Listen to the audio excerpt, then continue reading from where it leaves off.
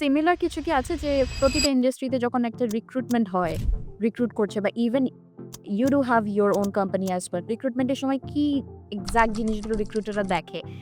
Suppose a different স্টেজে হয়। একজন ফ্রেশারে কি দেখা হয় অ্যান্ড একজন ম্যানেজার লেভেল অর ডিরেক্টর লেভেলে suppose you are appointing something কি দেখা হয়? Yeah. So, fresher level usually দেখে somebody who has the potential to grow.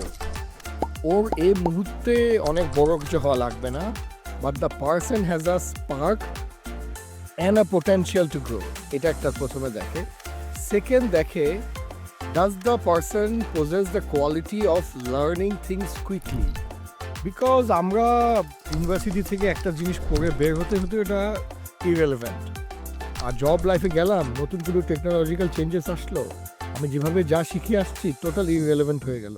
তার মানে কি, আমার শিখতে হবে যে কোনো জিনিস আমি তড়িৎ কীভাবে শিখতে পারি। এক্স্যাক্টলি, অ্যাডাপ্টেশন বা অ্যাডাপ্টিবিলিটি যে ক্ষমতাটা, সো এটা দেখার চেষ্টা করে যে ওর মধ্যে লার্নিং মাইন্ডসেট, লার্নিং এবিলিটি এবং লার্নিং এজিলিটি আছে নাকি, যে তড়িৎ শিখে ফেলতে পারে, ওকে গ্রো করা যাবে।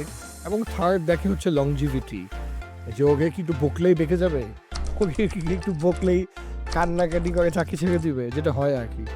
তো ইচ্ছা করে ওকে টাফ চ্যালেঞ্জেস দেয়।